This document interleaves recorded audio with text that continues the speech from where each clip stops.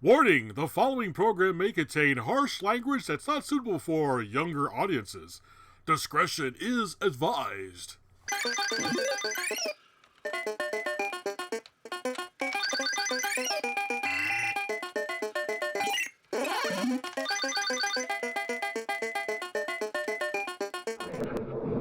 alive! It's alive! It's alive! It's alive! Atari, the fun is back. It's the closest thing to the real thing. Welcome everyone to episode 23 of the InTariVisions podcast. Tonight we'll be talking about that fun little underground digging game called Dig Dug. On the line I have Mr. Ferg, Figar Lives Matter.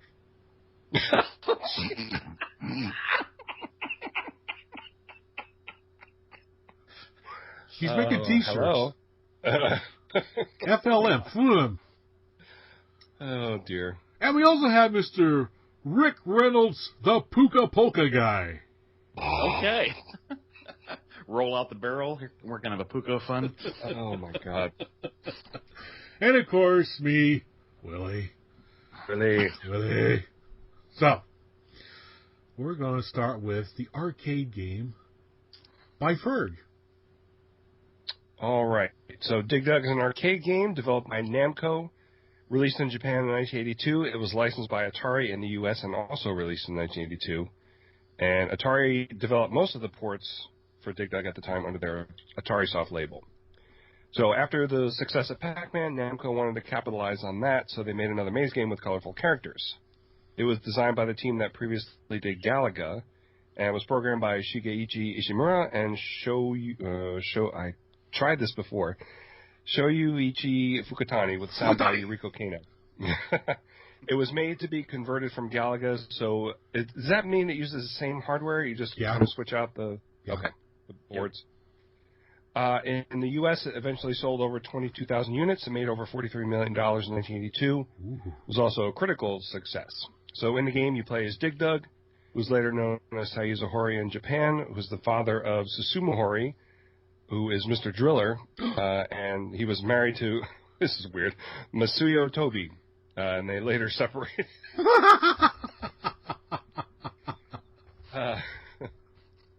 Unlike Pac-Man, you create the maze yourself as you dig through the dirt. There are two enemies in the game. Puka is a sentient tomato with goggles, and Figar is a cute little dragon who occasionally breathes fire. They are inside small dugout sections when a level starts, and they can travel in your maze that you create. Does that make sense? I guess it does. They can also turn into ghosts and travel through the dirt, but they'll move a lot slower. You can destroy them by pumping them up with air until they explode, which is very barbaric in a video game. You can also partially pump them up to pass through them safely, then they'll deflate and come back to life to chase you some more. There are rocks scattered throughout the dirt, which you can tunnel under and drop on enemies, but get out of the way when it starts to dislodge because it can kill you too. When you drop two rocks in the level, a vegetable will appear in the center that you can grab for bonus points, just like the fruits in the Pac-Man games. Clear all the enemies any way you can to advance to the next level, and when you have one enemy left, it will move a lot faster to try and exit the maze. You get more points for destroying enemies deeper in the dirt, and double the points if you destroy a Figar from the side instead of from above or below, because there's a chance that it'll immolate you. You lose a life by running into an enemy, getting caught by Figar's fire, or dropping a rock on yourself. Which I do often. The game was ported to almost every console at the time and appeared on many Namco collections for various consoles. It's a good game. Oh, crap, I forgot about this part. All right, we'll talk about that later. Okay. Oh, my God. Yeah, just so everybody knows, he's reading from a script. Yeah? Yeah. What does that mean?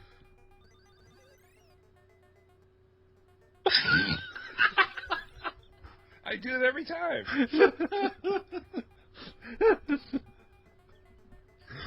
I just it's been a while since I've been able to harass you, so I got to get it in sometime. That's true. That is true. So what'd you leave out? You read everything here on this page. I did. Well, the next page, the next thing underneath that, I totally forgot about it. Even though it says don't forget about it. Oh. Well, that's not related to tonight's game anyway, so. Oh, that's true. Yeah. Okay.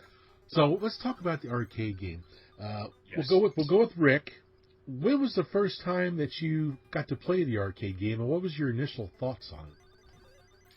Man, you always ask this kind of question, and I never remember like the first time. But I know this was one of the early games that I knew well. Like drugs, man. That's what it yeah, dude, man, the 70s were a whole, I guess it was the Eddie. I guess it was the 80s. He's really out there. I think you've had too many of those mushrooms in Dig Dug. No, this is definitely one of the classical arcade games that I remember playing a lot of, along with all the others of that era. Pac-Man, Donkey Kong, Dig Dug was right in that grouping. So I'm sure I played it at the mall. I know I played it at Shiva's Pizza Place. That kind of stuff. I have memories of I don't remember this being a new game. So I think it was just in the zeitgeist of all the games I was learning to play at the time. And if I could talk about I never thought of this game as a maze game because I understand now they classify it in that kind of category. You're moving around and mixed corridors and it's kind of maze-like characters. But to me, a maze game is there's corridors and openings that you have to either get the opening or you don't, kind of a thing. You create corridors opening as you play the game. It creates a maze. Mm-hmm. But you're creating it, right? It's not like it's hemming you in the way Pac-Man. You can't go through the wall, right? It's amazing. Yeah. Anyway, my point is, I never thought of it as a maze game. Although that's what do how you think it's of it described. as? Come on. I put digging games in their own category. You're making your own path, game. Okay. I mean, that's how I thought about it. That was the thing. I mean, I see how people call it a maze game now. Part of the digging genre. Right. Mr. Do, and that's it. Mr. Do, and this one, and there's it was Digger, and there was Boulder Dash, and games like that. Apple Snap. Yeah, gotcha. So, to me, those. So but I know it comes up with maze games. So, but yeah, I never thought of it that way. But yeah, it's a game that I've enjoyed. It was when I was laying out my my main cabinet, for instance. When I made a list of all the games I wanted to be sure I could play well on it. This makes the list. It's definitely one of the classics. Awesome, for sure. Well, I first encountered it at my local arcade, back in the 80s when it first came out. This is one of the games I was actually able to play, one of the first ones to play it, because, I knew the guy that owned the arcade. Well, my dad did. And I spent a lot of time there, got to set up games and stuff. But I absolutely love this game. It's got some really catchy music to it. Mm-hmm. And I did not know about the rapid fire to inflate the enemies until a couple months after the game was out. And I'm sitting there playing it, of course, I'm holding the button down. A-chunka. Pop! And my buddy's like, dude, you can just rapid hit that button, man. It'll inflate them really fast as you run towards them. I'm like, really? Yep. Gave it a try, and I'll be danged if it didn't work. So that's how I play it now. I get some really good scores on that game doing that. And, of course, first thing I try to do when I'm playing Dig Dug, the arcade games, I try to drop 2 rocks immediately to get that bonus fruit out right off the bat before I do anything else. And then I start trying to lure my little enemies down to the bottom of the screen to get maximum points for killing them at the bottom of the screen instead of way up at the top. Yeah. It's got a lot of strategy to the game in that sense where how they got the point structure done. They try to make you dig tunnels to keep the enemies down low so you get maximum points. You get some really high scores if you're able to swing that. Yeah. So yeah, I also like the cute little flowers that appear at the top of the screen too. I keep wanting to go over to my little Dig Dug guy and just run over him and see if I can smash him. I wish you could do that. That'd be kind of fun. Huh. So, what do you think of the game, Ferg? The arcade game? I love Dig Dug. When in 1982, my parents bought a bakery, and I used to help my dad on Sundays, and I would take a nap at 5 a.m., and then I would go pretty much just walk around town and play all the arcade games. There was a place called Guido's Luncheonette down the street that had Dig Dug and Haunted House, so the pinball game. Oh. So I was in my element there, and I played that game so much, and I had no idea how to play it right either. All I did was just try to kill Puka and Figar, and that's it. I didn't know anything about dropping rocks or, getting the extra points down at the bottom. I just tried to get ahead as far as I could. And I had, one of the neighborhood kids was named Giovanni. We constantly traded scores back and forth, high scores. I mean, he was a lot better than I was, but he was my nemesis back then. But I love this game so much. I played, what's that? He's my nemesis back then. He was. Rick's kind of like that with me right now. Yeah. I was playing this one, I forget, I think the last year I did Extra Life for the whole 24 hours in a row. Yeah. And it was like in the afternoon, and I was playing in the arcade version of this, and just yelling and screaming because I was punchy. And I actually got 4 guys with a rock, and I was just like, whoa! I was yelling. I missed that. That doesn't happen very often, but yeah, I love Dig Dug. Oh, that's cool. Love it. Yeah. Willie, you talked about the rapid fire thing and the rapid pumping and the 2 rocks thing. So that's not something I knew back in the day. I don't think. Well, no, the rapid fire I definitely knew. I learned that, but I didn't know about the 2 rocks and the. Well, I didn't know. It was like sometimes these vegetables show up. I don't know what's going on. Like, why don't they? Because I was used to Pac-Man, where it's more or less a timer thing. It's not really timer. It's how many dots you eat, but like it kind of acts like a timer. But I really think this kind of reveals some of the complexity of Dig Dug. You can go for screen after screen after screen, like just kind of go to clear screens by just killing the guys and not dig deeper into it. Like you guys are talking about, luring them to the bottom and all this kind of stuff. So you can kind of play it either way. But I really think if you're not going after those vegetables, and if you can't use the rapid fire, you're not going to get good scores. Like they're going to start surrounding you on the later levels, so you need to be able to quickly, stun them, back off, get the second guy, stun him, back off. You need to be able to rapid fire them. You have to manage them sort of, and a couple of these ports didn't work so well on that. No. and that really affected, I think, how you play those, and I think it's really crucial to strategy on this game to master both those ideas. And I was playing, I tend to also go right for the rocks, get that vegetable show up. But there were certain levels where I was like, maybe I want to knock off 3 or 4 of these guys before I go for the rocks, because I'd rather have less guys to worry about while I'm dashing for that vegetable. Like I would have more than one level where I'd knocked off the 2 rocks, and then literally 6 or 7 of them are surrounding me by the time I'm heading for the vegetable or something. So there's choices to be made, right? Minimax kind of strategies and stuff going on there. So there's a lot of depth to it. Yeah, those guys come after you pretty quick. It's like you're the only girl at the line dancing competition. They're all coming for you. Yikes. Anyway, yeah. I totally forgot about this. I should have had Ferg, since he's our baker guy. He could make some puka pies or Figar fritters. Shaped like a little dragon, shaped like a little tomato and stuff. I think that'd be kind of cool. Cookies like that. Cool. The Dig Dug cookies. Clearly, we need to have an arcade party, and we need Ferg to cater it. That's how. Yeah. Well, you sent me those really cool. What do you call those things? Where you make them out of those little beads?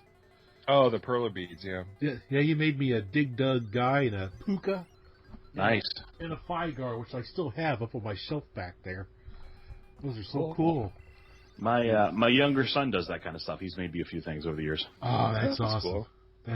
It's kind of a cool little art form, I've noticed. I've seen it every once in a while at different game stores. There's been some really, really intricate ones I've seen. I think the best one I've seen so far was there's this one that this guy made a marquee of the game Phoenix out of all the beads. Oh, wow. It looked really cool. It was pretty awesome. Anyway, I'm getting off subject again. And I've not been drinking, so that's kind of odd. So now we're going to move on to the box art section of the program. We're going to talk about the Atari 2600 box art first.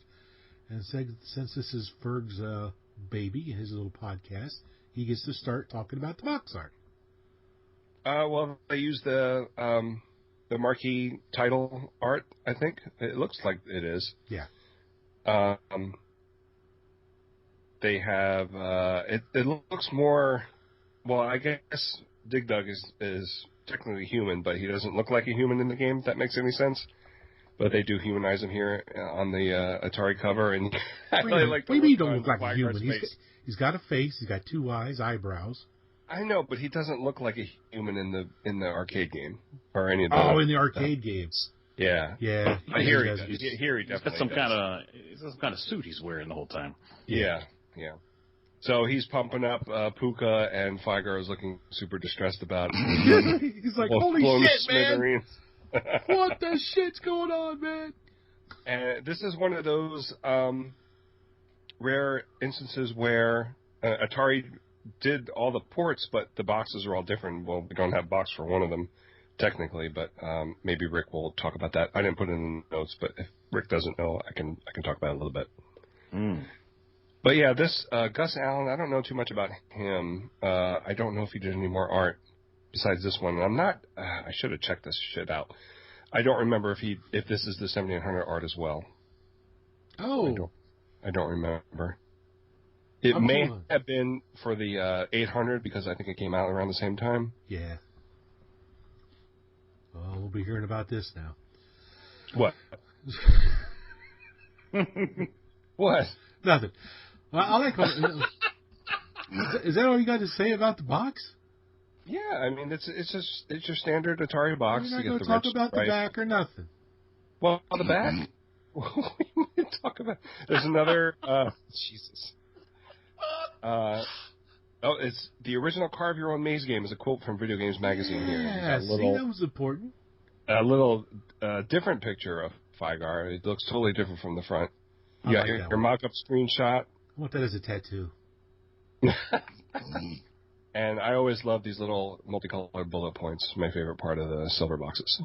Oh yeah, yeah. Atari has some really great artwork on their boxes until they got lazy and started doing the plain boxes. Anyway, what do you think about this box art, Rick? I like the kind of sort of watercolory look of the front.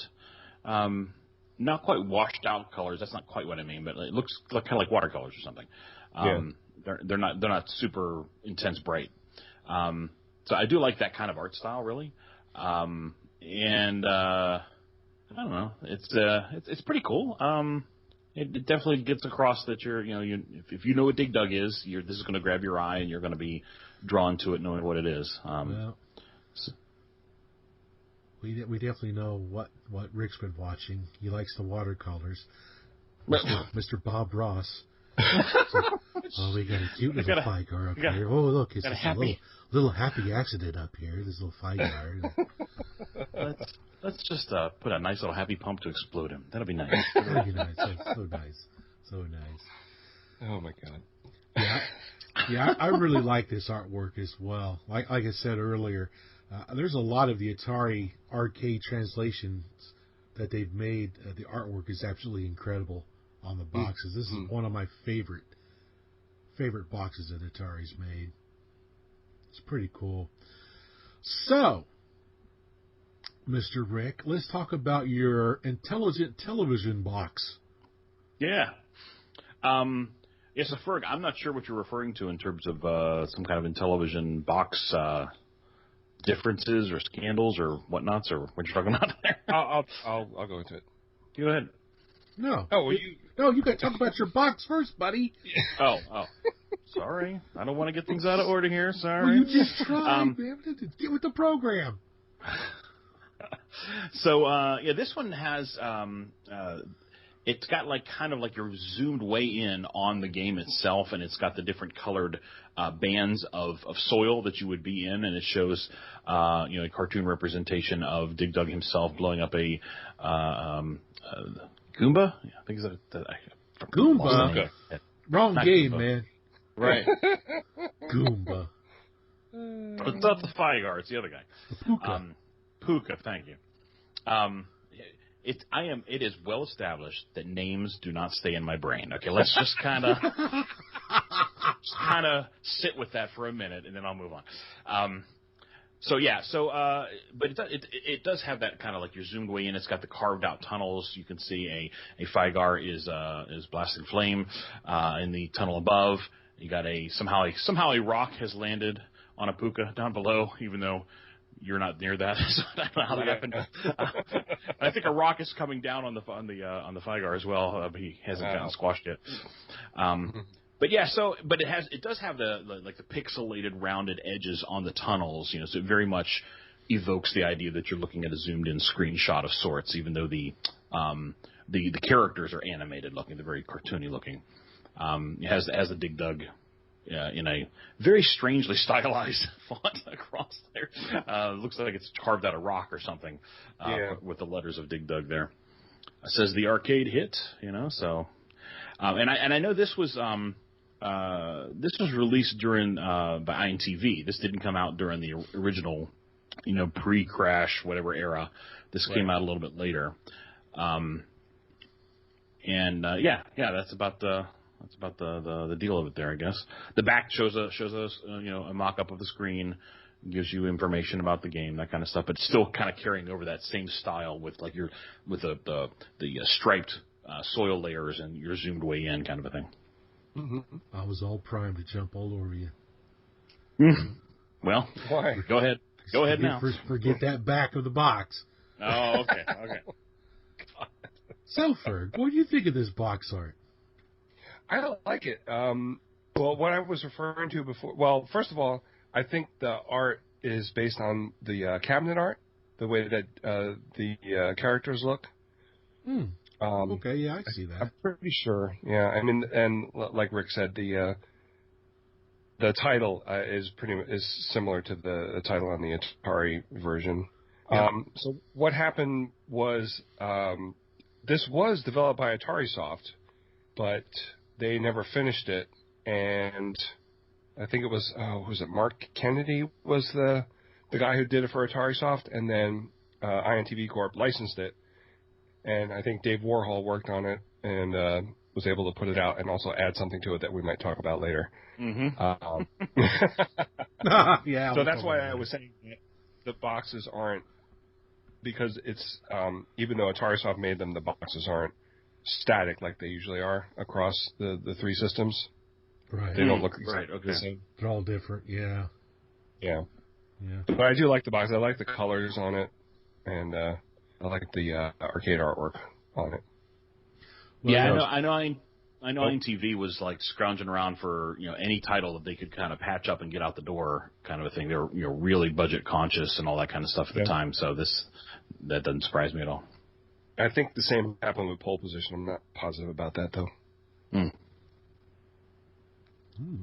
know that. What do you think, Willie? Anyway, okay, my turn. Look at the box. Okay. Yeah. Well, I like all the colors of the box. It's kind of cool, but I've got questions. Ooh. Now, your little Dig Dug guy there, what's his name? Mr. Hori or whatever? Taizo Hori. Taizo there. Kind of looks like he's copping a squat, and it looks like a little deuce pile right next to him. Mm-hmm. I think that's like Ferg said. I think that might be similar to the arcade. I think I've seen that before. It don't look like a rock, man. He's even got a little DQ on the top. Dirt. He's digging through the dirt. It's a dirt clod.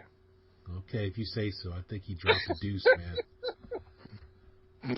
That's my story. I'm sticking to it. I like how they put the game screen on the back. I always like it when game screens are put on the back of boxes. I don't know what it is. I just like that. So, now, where's the box art for the ColecoVision? Oh, it's down here on the next page. The ColecoVision box. Yeah, my box is boring. Mm-hmm. It's just an orange box with like the little folded tab. You got, looks like the artwork from the Atari 2600 box. Yeah. Hiding behind it back there. It's the exact same artwork. But this is just a mock-up, though, right? Yeah, but the mock-up is, the back of the mock-up is kind of cool. I like the 8-bit renditions of the characters.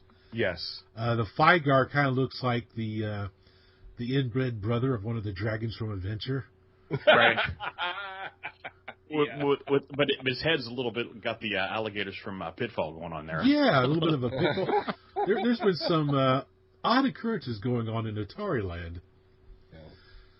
But yeah, I love the box art on the back. It's got a nice little story back here, which is really cool. I always like when they do that. It's a pretty cool looking box. That's all I'm going to say about it. Screw it. Yeah. So I maybe I'm missing something here, but like, did this come out back in the day? No. No. I didn't think so. CGE put it out. Okay. Yeah, that's right. Yeah, But I don't think they had a box for it. That's why I said the back of the box is actually the TR-99 box. I just figured it would, if they had made it, it would look like the back of it would look exactly like this. Because they all usually do. So yes, we actually covered a game that wasn't officially released. I'm sorry, but We've done it before. and we'll do it again. It's just how That's we roll. right. That's how it's gonna go. That's how it goes, man.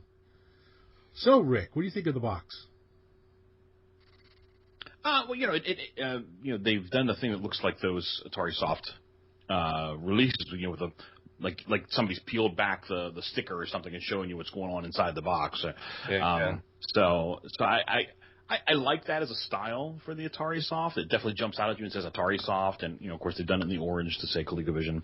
And I'm also very much a big fan of this pixelated art on the back. I think that's great. Yeah, I like it a lot. Yeah, so I mean, I like it because I like this style, and it's a good one. Ferg? I do like it. I like I think the back. I like the backs better because of the way they do the pixel art. Cool. It's very colorful. Very colorful. Yep. Okay, the graphics. Atari 2600, Mr. Ferg. Well, they're not going to be winning any awards for these graphics. Consider what it's on. Yes, of Gotta course. consider that what it's actually on. This is actually a 16K game. Yeah. That's Wow. crazy. Yeah. Yep. I think most of it was in the intro. Yeah. So you got your pale pink, all one. All the sprites are one color. I do like how they made Dig Dug kind of look like two colors with the negative space that they used on him. Mm-hmm. He doesn't have the eyeballs, but the helmet's open or whatever. Mm-hmm. Figar looks like he had a few too many Girl Scout cookies in the beginning of the year. Looks like it could be a frog or something. Yeah, He does look like a frog. You're right. Frog. And of course, the rocks are laughable. They're just squares. Yeah. And I guess because of the way it was, they had to put the separators in between the terrain there. Oh, like scan line looking things? Yeah. Yeah. I wish they didn't have to do that, but I'm just glad it made it to the 2600 because I think all in all it's a pretty good port in my opinion. Nice. But it's not much to look at. That's not bad. Nice title screen though. Oh yeah, it's got a great title screen. I love the title screen of this thing. The Figar kind of looks like Slimer almost. Yes. Running around on there. It's kind of cool. So, Mr. Rick, what do you think of the graphics of the 2600 version? Well, you guys have mentioned that the startup screen really grabs your eye when you put it in. I was like, wow, check that out. That's very cool looking. And yeah, I mean, the rocks being square seems like a little bit like you wonder in 16K, or it's really less about the size than it is how many instructions per second painting that screen and stuff like that. If they couldn't have put some kind of art on there instead of a square the rocks are squares, and also your extra life, your life indicator down there is the same thing. And I'm like, are there rocks down there in the corner? Yeah, that's true. I don't know. That's a little weird. And again, knowing the platform, right? When you, if I remember right, when you pump the enemy first, the sprite changes a little bit. Then you pump it again, and it just double scales wide. I think is what it does. Yeah, And kind of flickers a bit. Yeah, which is honestly not a bad trick, to kind of make it look like he's inflating, because you can imagine that there could have been different sized sprites as you would, make it large or whatever. But, again, I don't know what limitations they're under in terms of how many cycles per draw frame size, whatever, right? That they did that. But like I'm watching it and I'm going, yeah, okay. Like I can see Dolet's width. Yeah, he's bigger now. Okay, sure. So I kind of, I know what's happening. I know what they're doing, but it didn't make me feel like, wow, what a ripoff. It made me feel like, yeah, okay, not a bad solution to that problem, I guess. So yeah, I don't know enough about programming in Atari to know why those little raster lines there. It's not Venetian blinds technique. It's something else, right? That's allowing them to not paint that. It's probably. I was kind of wondering if it has to do with the fact that because like obviously they can create backgrounds that don't have these lines. Yeah. But a lot of times they're taking advantage of that symmetry in the whatever the painting in the background, and of course you don't want that for Dig Dug. You want it to be. It shouldn't be symmetrical, right? You want it to be. Right. It's going to be changed at runtime. So I wondered if that particular feature of the gameplay did something to where they couldn't get around these lines. But maybe. But yeah, I mean, Mr. do have the lines in it though. Oh, okay. So I don't know think then. So. Yeah. But yeah, like Ferg said, it's not winning a beauty contest, but and like all the tunnels are very squared off, that kind of stuff. But I played it and kind of grinned at it. It was like, Atari. Like, look at you doing Dig Dug. Look at you. But I mean, I didn't walk away going, what pile of crap is this, right? I mean, it gets across what it needs to get across. So the Odyssey 2 gets charming. Ferg gets Atari. Yeah. I wasn't mistaken about Mr. Do. It does have the lines in it. Oh, okay. All right. Excuse me. Well, graphically wise, I remember when I picked this up for my Atari 2600 back when it came out, and the first thing I saw was that intro screen, which highly impressed me. I was very easily impressed back then, anyway. So I thought it was really cool. It got me kind of excited to actually try the game out, and I actually kind of like the looks of it. It's not a bad translation of the arcade game to the 2600, considering what was done with Pac-Man. This is like a hit out of the park. Mm. Yeah. Mm-hmm. Even though you do have like the little Pac-Man power pellets in there. But graphically, it doesn't bother me at all. I actually enjoy looking at this game. It's pretty good. One thing I didn't mention. I mentioned how the tunnels are all squared off. Yeah. It actually comes into the gameplay a little bit, because when you want to drop a rock, you know exactly when it's going to drop and when it's not, because it kind of chunks off half under the rock and then full under the rock. Yeah. And that can actually aid your gameplay. Like you can Yep. you can cut out half of it and know that it's not going to drop on you. Whereas the other ones that have higher fidelity at that point or whatever, it's kind of like, is it going to drop yet? I don't know. So there's an element of gameplay that's actually aided by the chunkiness of it, I think. Yeah, I agree with that. So, Rick, the Intellivision version. Let's talk about those graphics. Okay. So, not as impressive of a startup screen, but it's a start. It's in cursive, kind of. Yeah, right. Looks like cursive. And again, you got to remember at this time, startup screens typically weren't a thing, right? So no. Yeah. Or in television actually were a thing, but they were always that pre-canned green with white, font on it, very system looking. Kind of all the games had that similar startup. So this is definitely different on the Intellivision. So the Intellivision again, you got like the single color sprites except for your guy, which that's a limitation of the system to a degree. Yeah. And I kind of like the way the soil looks with the little pockmarked like holes in it. It looks a little bit more like than just straight bands of color, which they could have done maybe. So I like that aspect of it. You got some rounded corners, for chewing out the tunnels that you're going through and stuff. So that's cool. But honestly, the see, I lost it again. I lost the Pukas. Pukas, yeah. Thank you. Sorry. Notes. I know. write it down. So the Pukas honestly don't look much different than the Atari ones, honestly. You know, it's like you're still dealing with kind of like an 8x8 sprite or something, or an 8x16 sprite or something, and they're single color. The Figars, they don't look like they've had as many Girl Scout cookies as the Atari ones, but they do kind of look little like skinny with big heads on them or something like that. Yeah, look like Gollum. Yeah, little funny looking there. And I don't recall them expanding the way the Atari does. I think they just kind of changed the sprites to show them. I'm not remembering right now the animation. What's that? Actually exploding to just getting bigger. Yeah. But like, you know, in the interims, in the in-betweens, I can't remember the animation right now. Then I'm kind of looking at the screenshot here, but yeah, I mean, it's decent. It's still a little chunky looking, compared to what's going to come next. But I thought the graphics were pretty decent on the Intellivision. Well, what do you think about them, Ferg? I would agree. I do like that Dig Dug is 2 colors.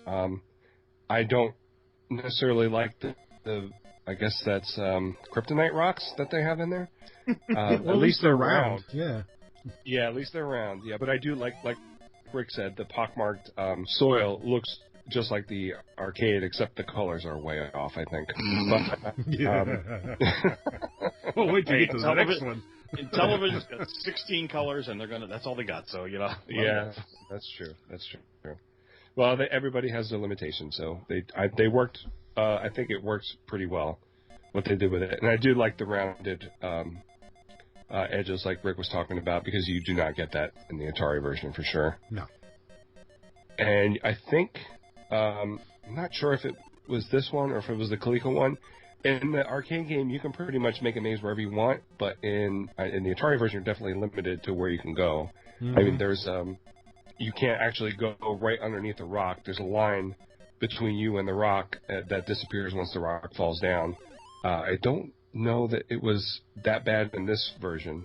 I don't think it was, but you could make better mazes or dig better in this version.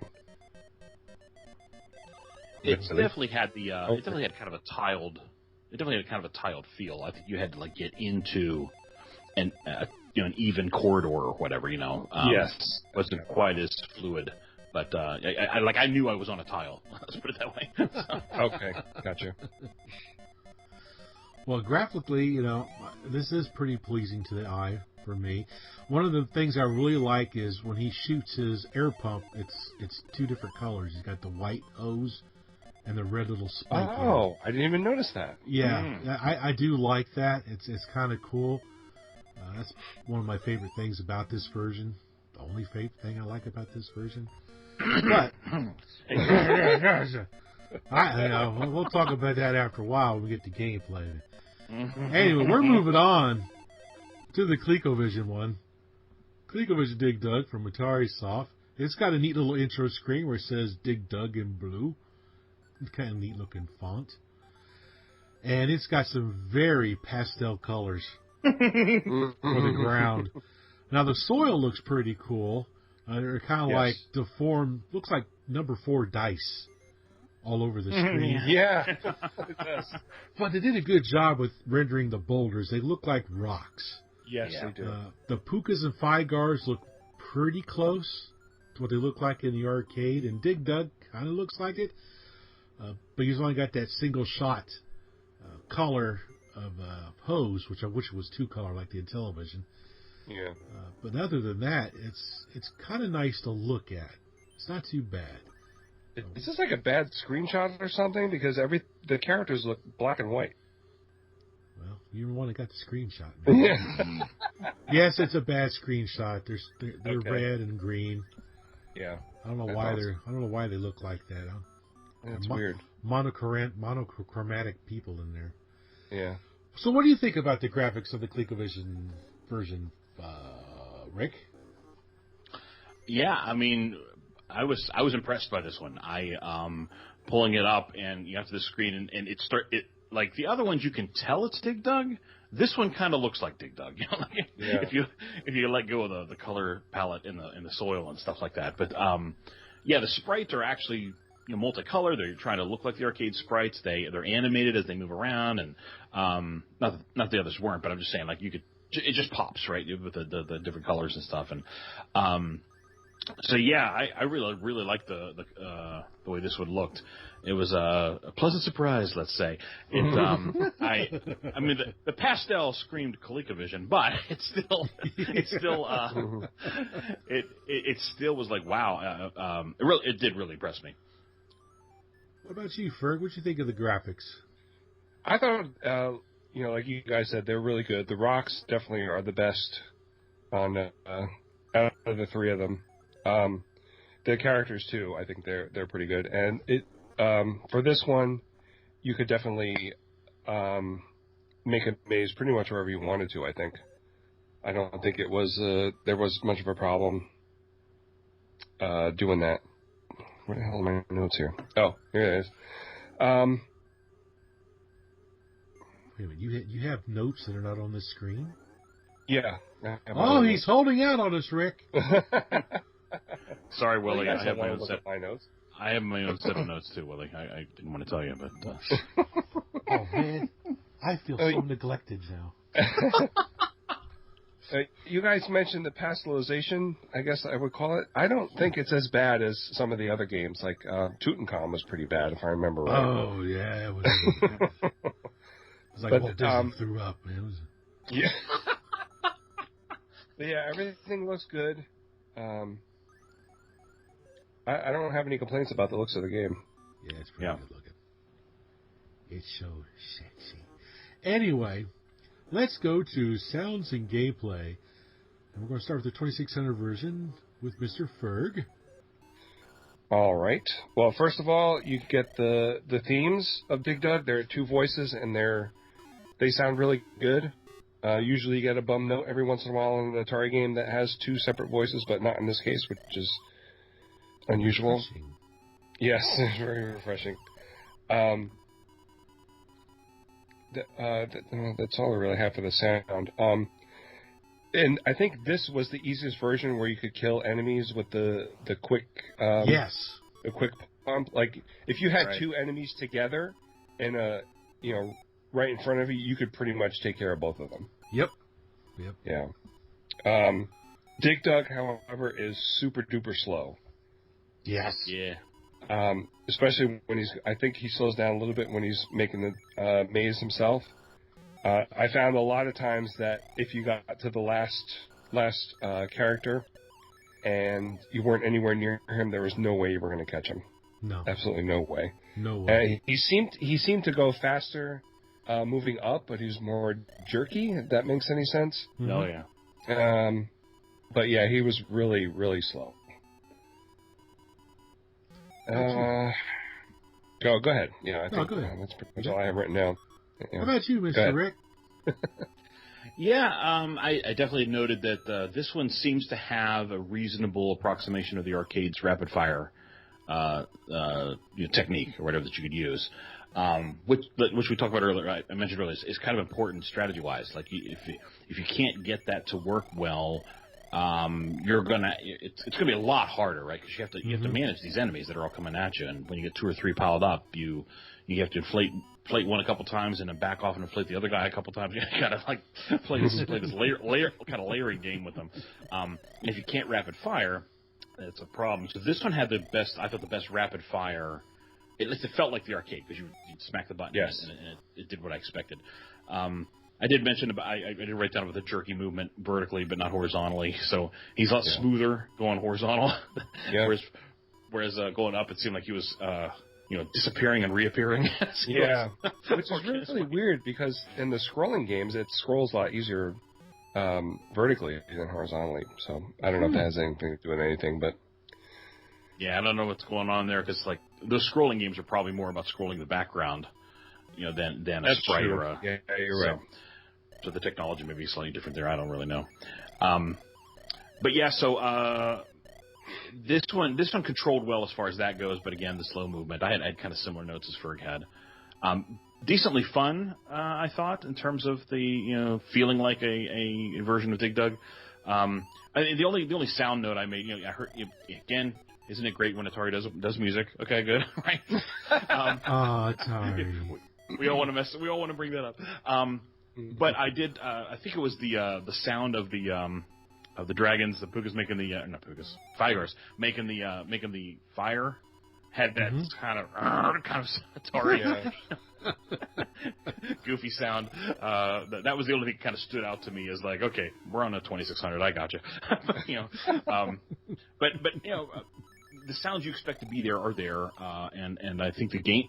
The one thing about the Atari version, we kind of talked about it not winning any beauty contests or anything, but I think the gameplay is there. Like it definitely, it definitely still plays like Dig Dug. I felt like to whatever degree I can control the bad guys, to whatever degree I can manage them, I felt like I had the ability to do that on the Atari version. So it's a very good port for the 2600, even though it doesn't win the beauty contest role, but it still plays really well.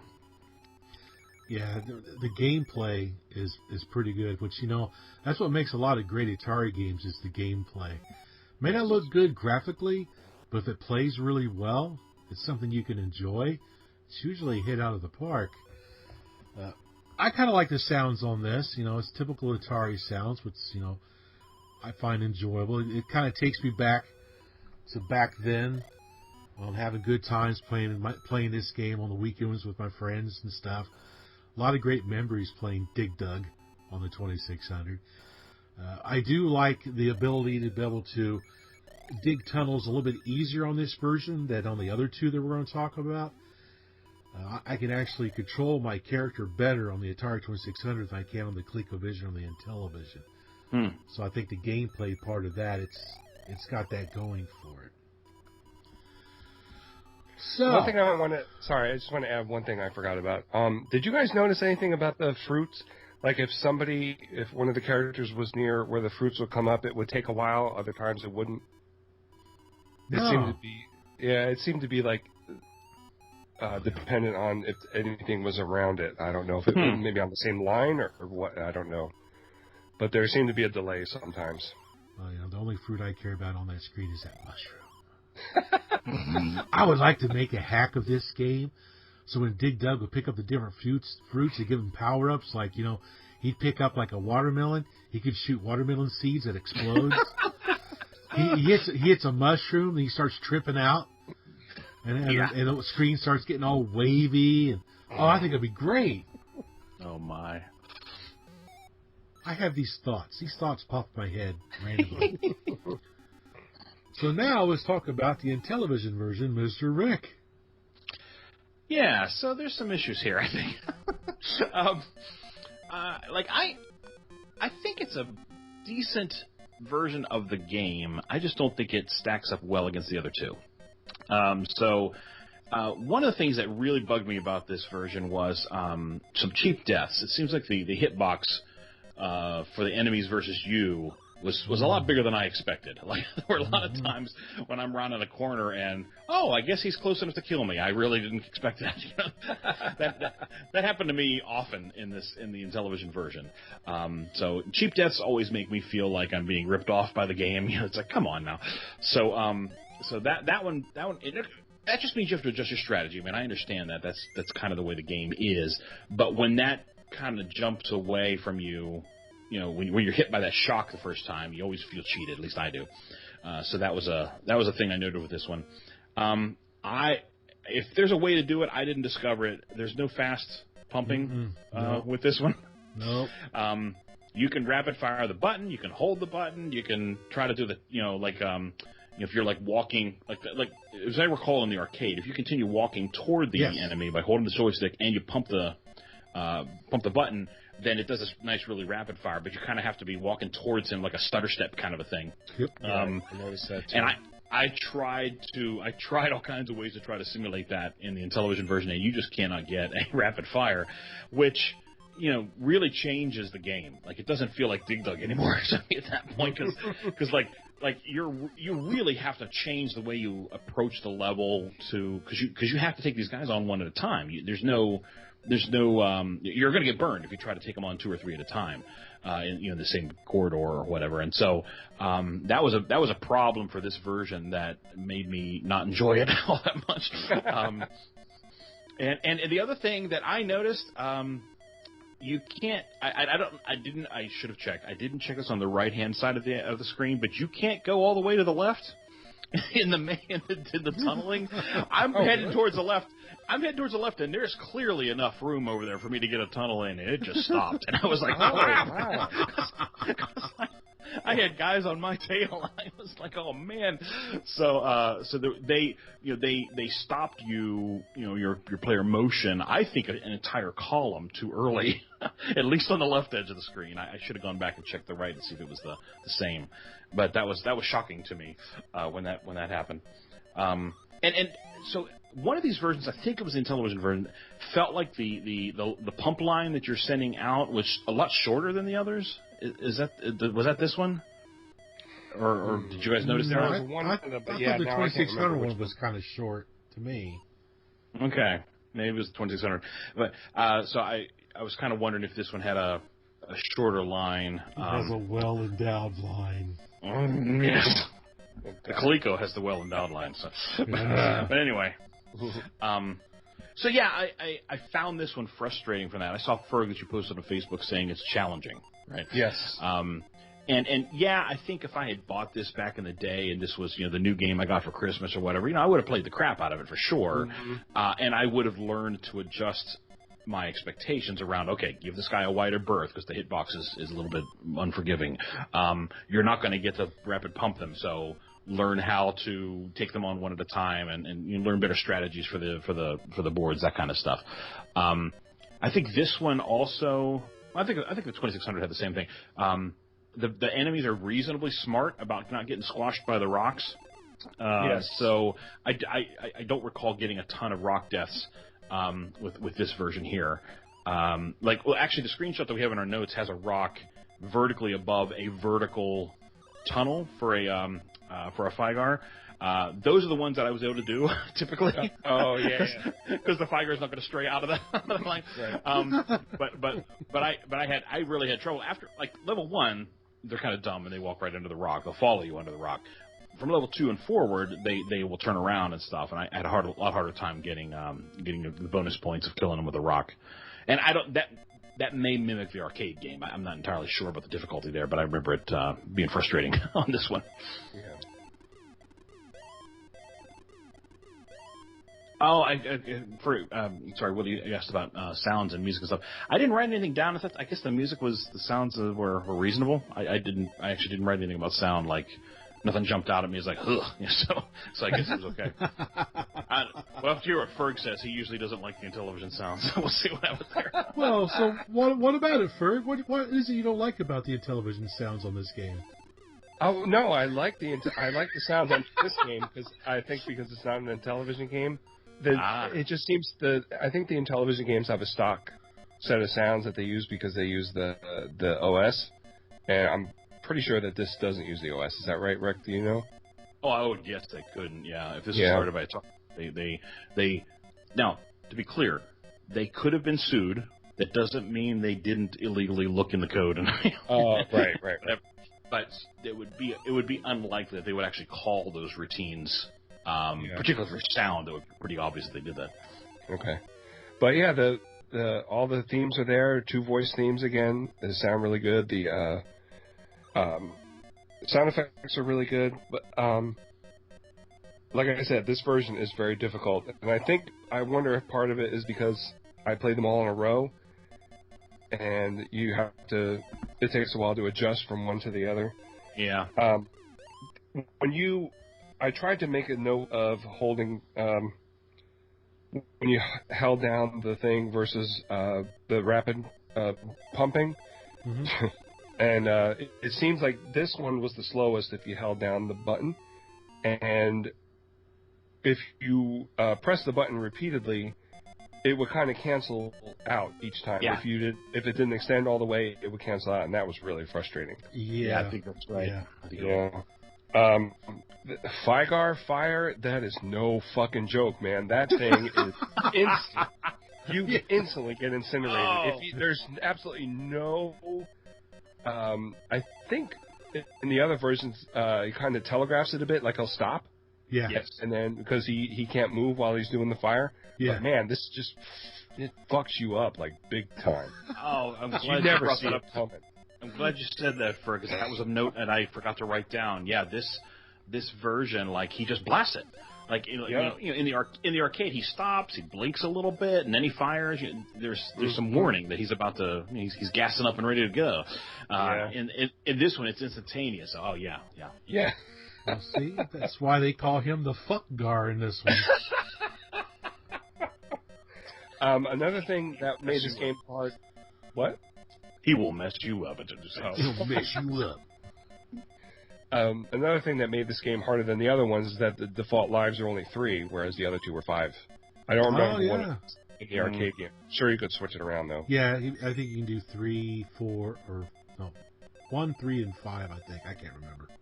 Yeah, and I think the extra guys were 10,000, and then that was 40,000, like and 40,000 after that. Yeah. I had something else too. The last enemy takes its time turning into a ghost. A lot of times in the regular game, once you have one enemy left, he just automatically turns into a ghost and tries to get out. Mm-hmm. This guy was just going back and forth, and then it's like, okay, I guess I'll turn into a ghost and try to leave. he's not in a hurry. He's fine. That's trying to smoke my title out here. And I was kind of surprised there were only 3 enemies on the first screen, because the next one had 4. I'm not sure why the first one only had 3. That was weird. I didn't notice that. And the enemies, if I tried to pump them one time to get through them, a lot of times I got killed because they come back pretty quickly. Yes. Yeah. Yeah, that combined with no rapid fire, really makes it hard. Yeah. How about you, Willie? Well, the sound, I like the sound in this version as well. It sounds pretty good. The gameplay notes, you pretty much guys hit all the high points. The only problem I had was trying to get my little Dig Dug guy to shoot the direction I want him to shoot. A lot of times, for some reason, he would shoot the opposite way that I wanted him to shoot. Yeah. I think it was just the timing of my hands when I was trying to do the rapid fire thing. That really screwed me up. There may be something to that, Willie. Now that you're saying that, I remember having trouble, running in a straight line from an enemy and then doing a quick 180 to pump them. Like that was harder for me in this version, I think. Yeah. That's what I was talking about. Or if I'm standing still, he wouldn't fire his line until I started to move. Oh, that was really tripping me up as well. That could be, yeah. So otherwise, it was, of all 3, it was the most frustrating version for me to play. That's for sure. Yeah. There was a lot of colorful expletives coming around my room playing this game this afternoon. So we're going to talk about the ColecoVision sound and gameplay. Well, I love the sound of the ColecoVision version. It's really good. Gameplay-wise, it's a little bit better concerning the shooting of the line, but the actual control of your guy is god-awful. You would think you'd be able to go down, like you round a corner, and you want him to go straight down, he'll go to the next block over and then go down. You can't, it's like he skips a block when you want to go down for some reason. And that was really tripping me up on this game, was trying to get him to go where I wanted him to go. Once I got him where I wanted him to be, I could destroy the Figars and the Pukas fairly easy, but 9 times out of 10, if I went to drop into a hole, he'd just walk right past it and drop down past the hole. It drove me insane. But I must say, this version is very, very generous on extra lives. Yes. Definitely, yeah. Yeah, this thing every keeps 10,000 points. Yeah, it just keeps throwing extra lives at you. I'm like, oh, this is great. I keep playing this game. Look, yeah. Now, the other thing I noticed that's missing from all three of our versions, which is just a minor thing, I kind of wish they would be able to do it, are the flowers. Yeah. I miss the flowers across the top of the screen. That's so dig duggish for me. Besides, I'm going to go run through the flowers. I like running through the flowers. Anyway, what do you think of the graphics and sound of this version, Kirk? I really like the sounds are really good. The thing that confused me is that the fire came out of Figar's front when he's actually farting it out. From whenever you hear him blowing the fire, it definitely sounds like a fart. Like Atari 2600. I kind of enjoy that sound. He had some spicy bean burritos. I guess so. What you were saying, Willie, about the flowers, that denotes the rounds in the game, and the Intellivision and ColecoVision have that on the screen. It says, there's a number for it, but the Atari has nothing, so you have no idea what round you're on. For this one, I think the game needed more polish. I don't know how far along they were. I mean, it definitely seems complete, but there are some instances for me where the enemies got stuck in a loop, and they don't always come after you if you're near them. It seemed kind of strange because they're pretty aggressive in the arcade game in the other two versions. What else do I have here? Set the sounds. Not much doubling up inside the cavities either on this version, like the other two. Well, I don't know about the Intellivision because I didn't get very far, but a lot. As you go, there's two enemies inside the cavities, and sometimes you don't know until you open up the cavity and they come after you. Yeah. Surprise! Meet my evil twin. So, Willie mentioned that you get extra lives every 10,000 points. That stops after 100,000 points. So, just so you know. You cannot choose the game from the title screen, unfortunately. You have to wait till the screen comes up with the numbers on it to choose it. I mean, you don't have to wait 12 seconds like a regular ColecoVision game, but I found that annoying. Yeah. And also, I found annoying that the end screen goes away forever after like 2 seconds. So I tried to get pictures, and I ended up having to start another game and take a picture of the high score. So this was when you held down the button. This was a really fast pump to get the enemies, but I had a lot of trouble spamming the button to get the super fast one. I couldn't do it. It doesn't work. Yeah. Right. I mean, every once in a fast pump, though. Every once in a while, I could do it, but I didn't know what I did differently. If that makes any sense. Well, you had your tongue held a certain way. I guess so. Yeah. I couldn't get it to rapid fire at all, man. I tried. Very rarely for me. How about you, Rick? Yeah, so I wrote down that the movement of the character is almost like too smooth. like it almost feels like you're gliding around as opposed to like digging. Yeah, especially when they turn into ghosts.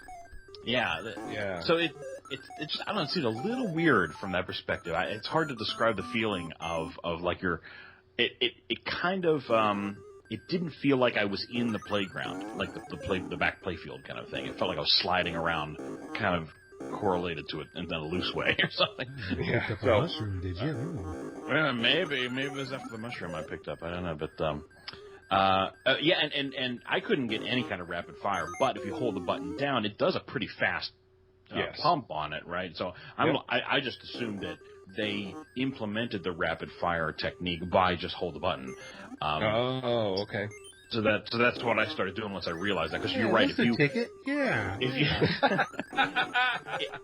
if you rapidly smack the button, it just doesn't work well. It's not gonna do what you want. No. So once I figured that out, I started having a really good time. This game was a lot of fun to play. Yes. Like you're saying, like very forgiving of extra lives, and so you could just keep playing it. And I had the most fun with the ColecoVision version, honestly. I think that the AI, you mentioned this, Ferg, that the AI is a little forgiving of the bad guys. There were plenty of times where they were bearing down on me, and they'd just take a left turn up the and leave me alone. I was like, hey, all right, thank you. I was keep going. More than one time, I was able to get the vegetable because I'm like, okay, this is going to get a little tricky. I'm like, oh, they went the other way. Hey, all right, I'll grab the vegetable and I'll move on here. Thank you. So that was, and so like, yeah, from a perspective like that's not very accurate to the arcade because they are a lot more aggressive, but frankly, it increased the fun level for me. Like, because I just enjoyed that a good deal. So yeah, had a good time. And again, I thought the sound sounded good. There wasn't any jumping out at me. Ferg, you mentioned the flame sound being funny, but I didn't even really notice that. I just enjoyed it. So yeah, this one I don't know, most enjoyable. I guess I've said it already. So. Yeah.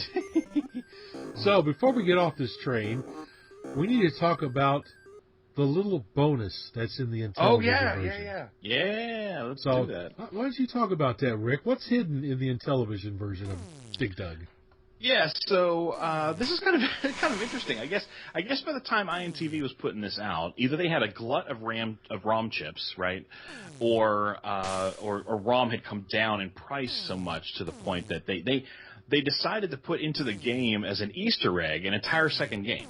Yeah. And it's basically Tron Deadly Discs, but they replaced all the characters in it. Instead of them being like Tron guys running around, they're the hot dogs from Burger Time. So it's called Deadly Dogs when you bring it up.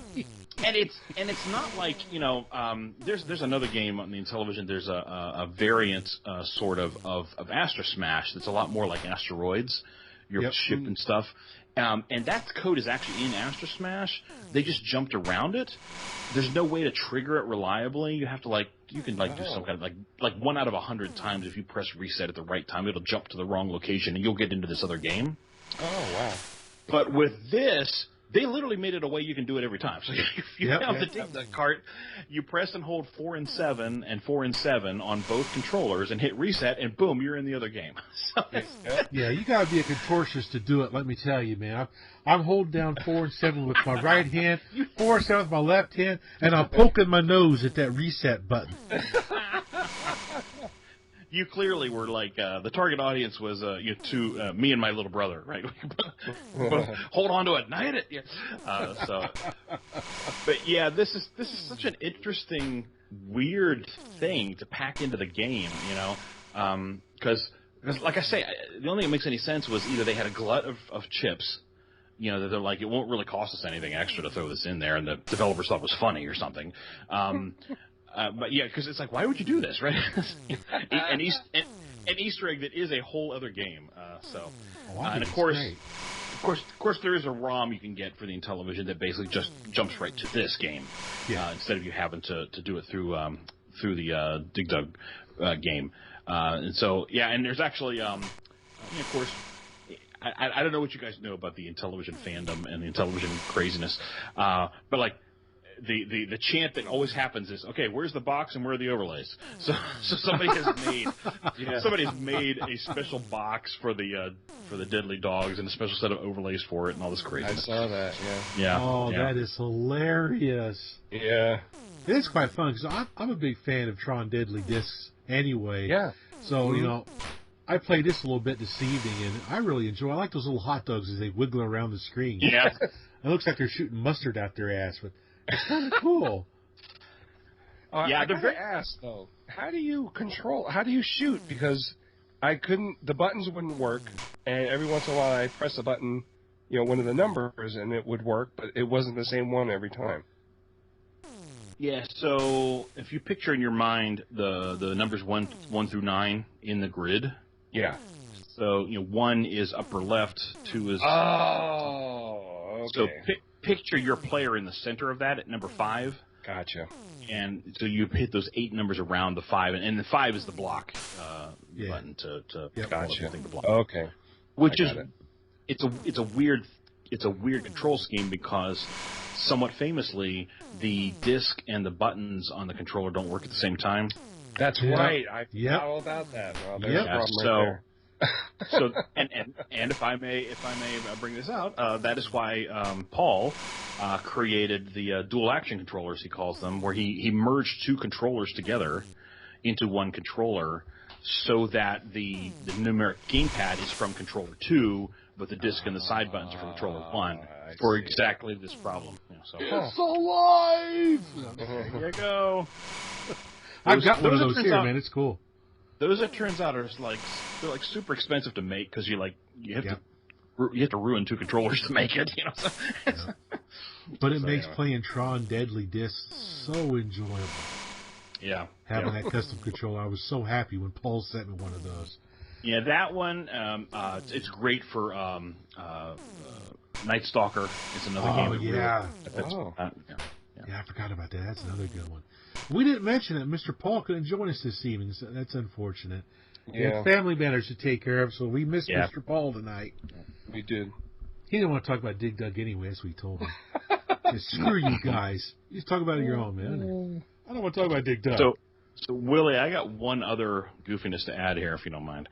So, I don't know if you guys are aware of the interactive fiction scene. There's like a whole hobby of people that are still writing text games. Sure.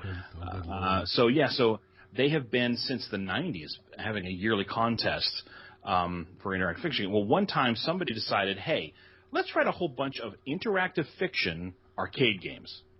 and I don't mean like textual graphics. I mean they were textual interpretations of the arcade games. Okay? Wow. Yeah, they were really bizarre experiences, right?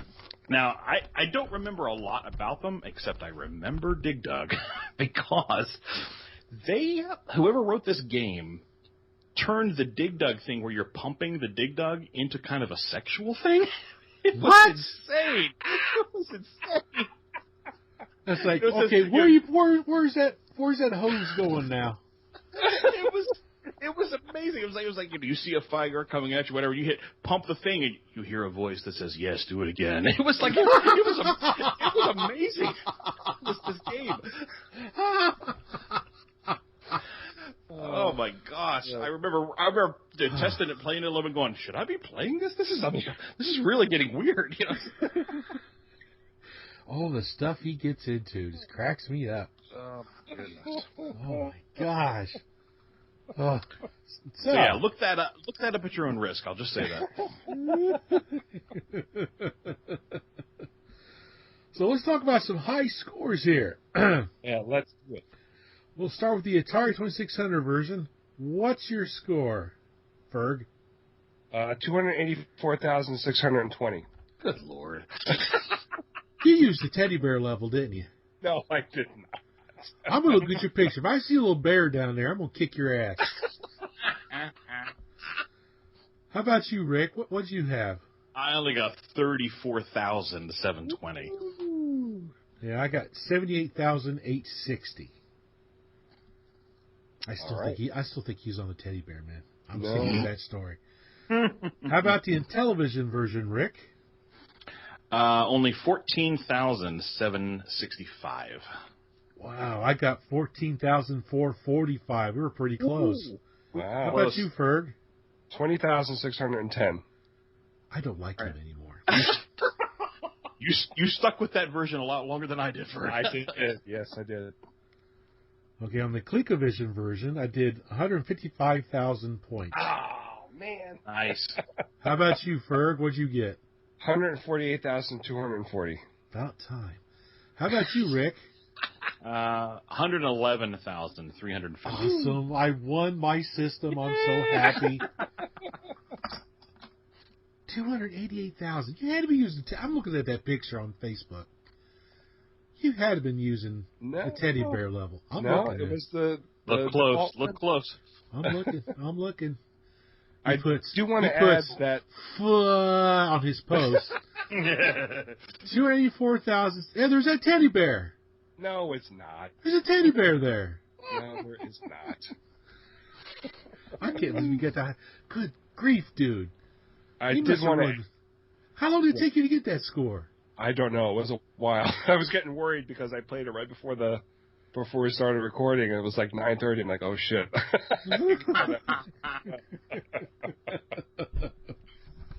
But my score for the ColecoVision definitely changed because I was having trouble. It seemed like all the joysticks I was using Atari 2600 joysticks, and they weren't didn't seem to be working that well. And then I plugged in my Aladdin controller, and man, that like the first time was when I got that giant score. So thank you, Aladdin controllers.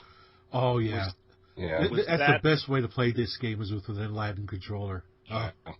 Was that an Aladdin Atari controller, or did you have one of his ColecoVision controllers? No, I have the 7800 one. Yeah. Okay. All right. Yeah. Yeah, I used I used the one that I built myself, but it's kind of like an Aladdin stick because he told me what parts to put in it. So it's really kind of his thing. So you're a counterfeiter, eh? It had Ed's blessing. I want that on Ed? the record. Ed, we're going to go to his house. We're going to kick his ass. Oh, I guess I should say enter Ferg at checkout to get 10% off your order. Yeah, there we go. That's right. I don't get no discount codes. He don't like me. Put Intellivisionaries at the end there, and you won't get anything. We'll get anything.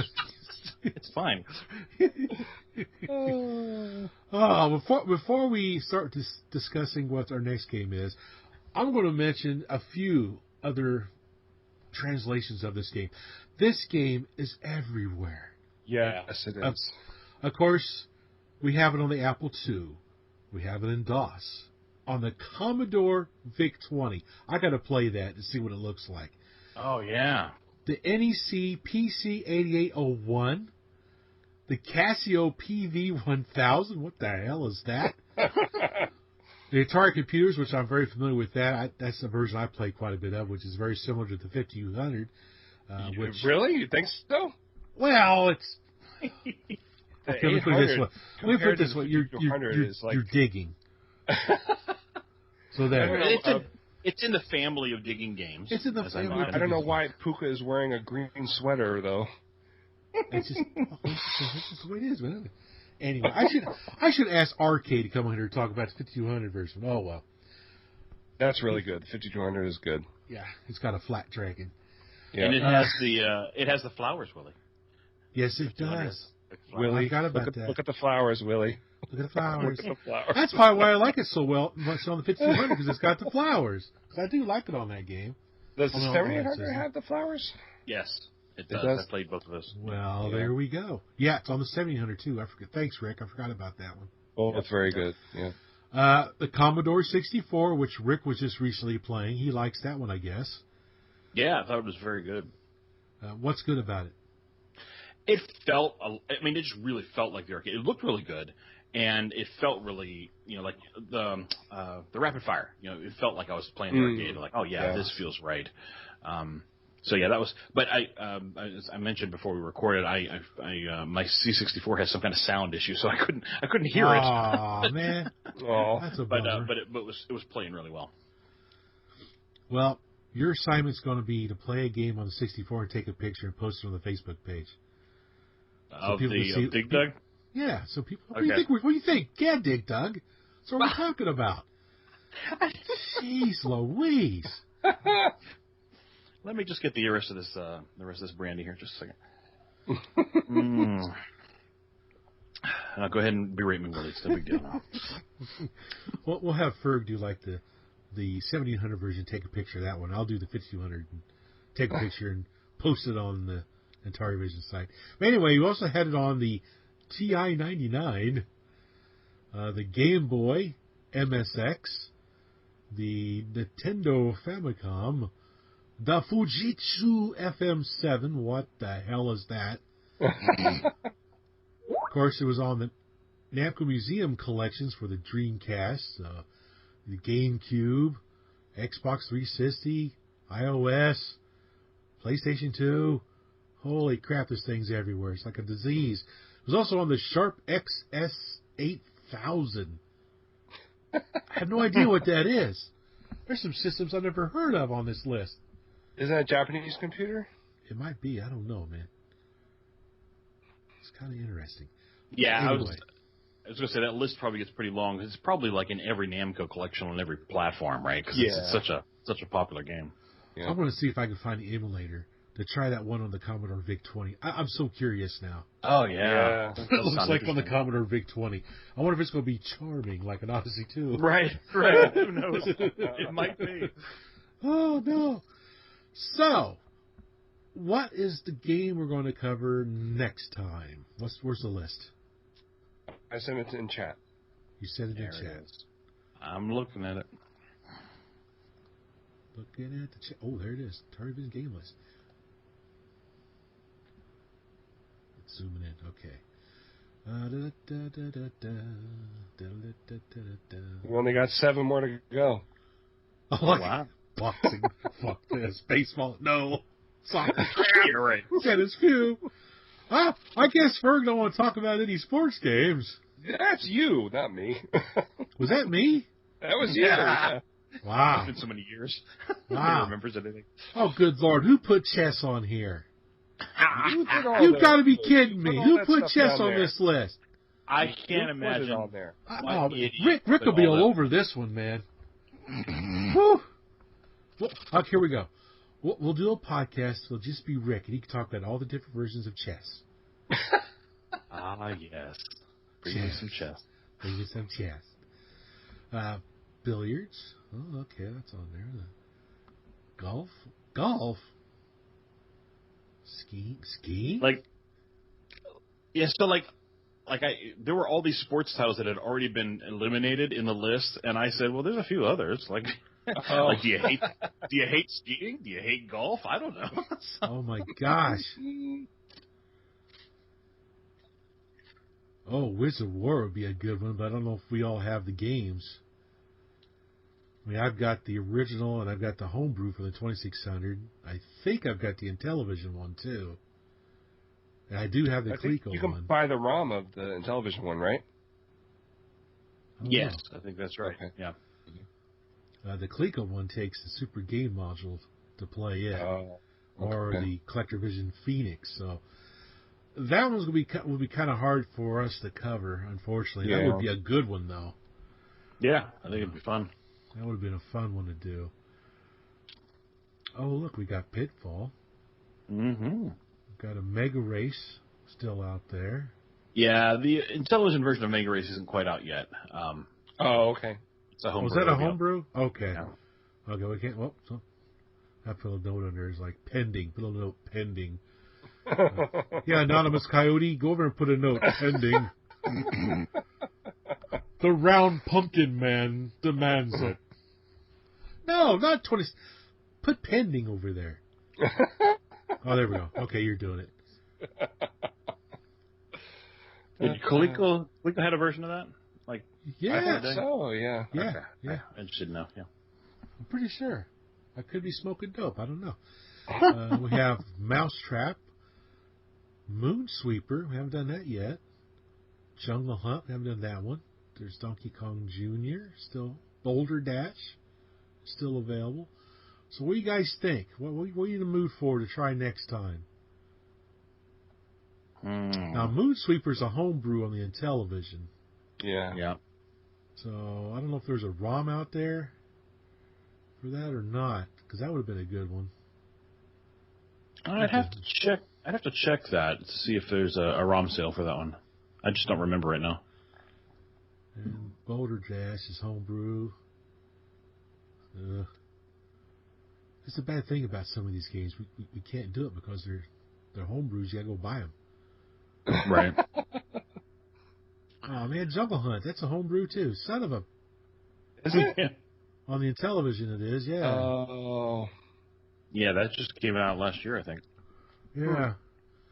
Oh man, that would have been a good one. I mean, so if you're looking at like original without pulling homebrew into it, then you'll know what Pinfall, Mousetrap, Donkey Kong Jr. Carnival. We did Carnival, Oh.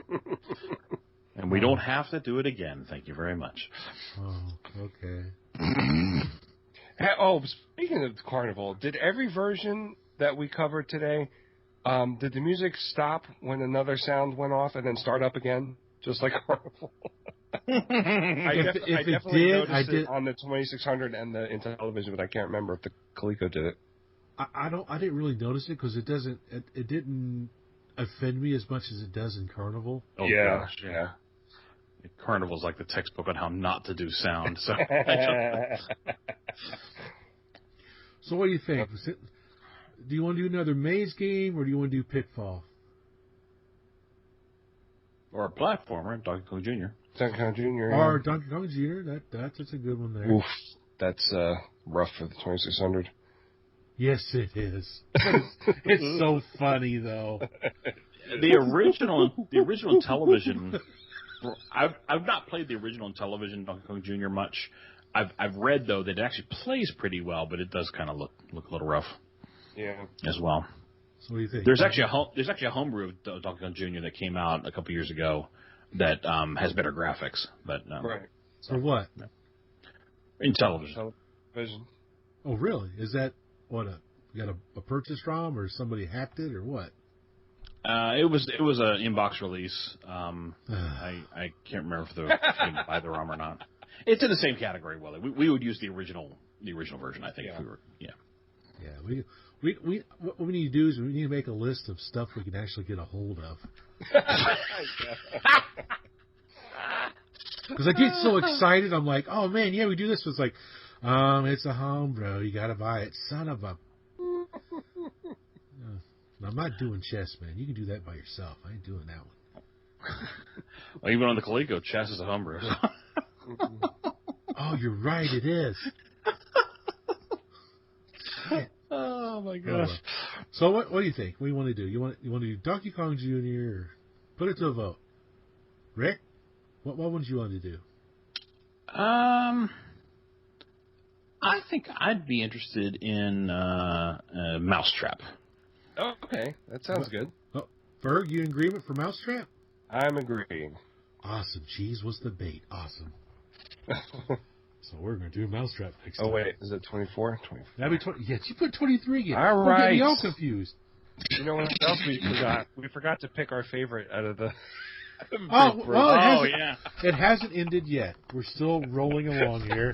We're going to go down and play some Dig Dug. If you were going to play some Dig Dug on one of these three systems, which one would you pick, Mr. Rick? Yeah, I'd go back to the ColecoVision version. I had the most fun with it. Coleco. Mr. Ferg? I definitely had fun with the Coleco, but I think I would want to try the Intellivision so I can get better at it. Man, good luck. I did not enjoy that one. Well, I kind of favored the Atari version. I had the most fun with that one. Yeah. It's probably because that's the one I'm most familiar with. I grew up with it. Mm-hmm. And it does allow you to do the rapid fire. Yeah. Yeah, right. And that's what I'm used to doing. Game plays there. You're right. Yeah. So I find that one the most enjoyable. We all three picked different systems, and none of us picked the system that we're supposed to represent. Well, that's just how we roll. See, we're missing the fourth person for a tiebreaker now. Yeah. Oh, man. Oh, well. Hopefully we'll get him on the next one. We'll get him on the next one. Maybe he'll like Mousetrap. Yeah, I'm not remembering a lot of good about Mousetrap on the Intellivision, but we'll see. So. Oh, boy. So, until next time, everyone, thanks for listening. Bye. That's all right. You guys going to say goodbye or what? Bye. Bye, everybody. Bye. You guys are Atari Video Computer System. More games, more fun. No other company offers you as many different video game cartridges as Atari. I played on ColecoVision. I played on ColecoVision. Mattel's M Network and Imagine. We played on ColecoVision. Intellivision from Mattel Electronics. In my opinion, if you try them both, there's only one conclusion you can come to. More games, more fun. 200 to 7800 just for a little bit, just for grins to see what they were like. I did too. I pulled it up on the C64. It plays nice on the C64, man. Does it? Mm-hmm. So what are you trying to say? This is not the C64 podcast. No, it is not. But I got a C64 within the last few months, and I'm playing around with it. Can you imagine what kind of name I'd have to come up with to cover all the frickin' ports of this game? There's like 27 of them. It'd be the arcade Apple Como Net Casio game MXX the Fubushi Fuchu. Oh my god.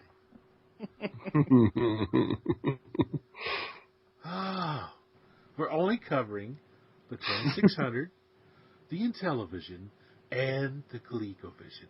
InTariVisions. That's where the name comes from. Right. Now, every once in a while we may talk about the Odyssey 2 because it's charming. Right. If only there had been a charming Dig Dug. That would have been nice. Yeah, we need a homebrew Dig Dug for the Odyssey 2. Wow, I can't imagine what that would look like. Some of these ports. That would be amazing. I mean, I'm just thinking about like what Popeye looked like, and like convert that over. Is that a Figer or what is that? Oh my gosh. Okay, so you guys already got the notes and Got the notes. Thanks for putting the notes together. I got them. I'll look at them right now. So who we got in here? We have the Anonymous Dinosaur. Maybe that's me. Okay. I don't know what I'm showing up as. I'm looking at it, but I have no idea what I'm showing up as. I see Anonymous Pumpkin? Yeah, I see Anonymous Pumpkin. I'm an Anonymous Pumpkin. Yes. Well, you know, it is October, so Halloween's coming. I think it's befitting it, and I am round of shape, so I fit that pumpkin description just fine. Jacko Willie, that's my name. Eating candy, that's my game. Yeah. Oh, yeah. Unfortunately. Candy. I knew where you were going with that. I gotta watch that Garfield special now, man. It's in my head. Yeah. I don't think I've ever seen that. Oh my gosh. Oh, you gotta watch. It's great. I want to. I keep meaning to. I just never got around to it. Goes, hey, Odie, you know what time it is? Candy. Goes in that haunted house. Oh, it's great. It's a good one, yeah. Yeah, it's awesome. All right, well, let's get this train wreck on the go here. All right. You should be proud of me. I didn't drink anything today, so I'm actually kind of sober for this one. Really? Yeah. Wow. Yeah, it's amazing. I'm drinking peach brandy as we speak, so you know. Oh my God. Awesome. Well, I got a little absence in here, but I will be done by the time I start tripping. Anyway, we'll get started now.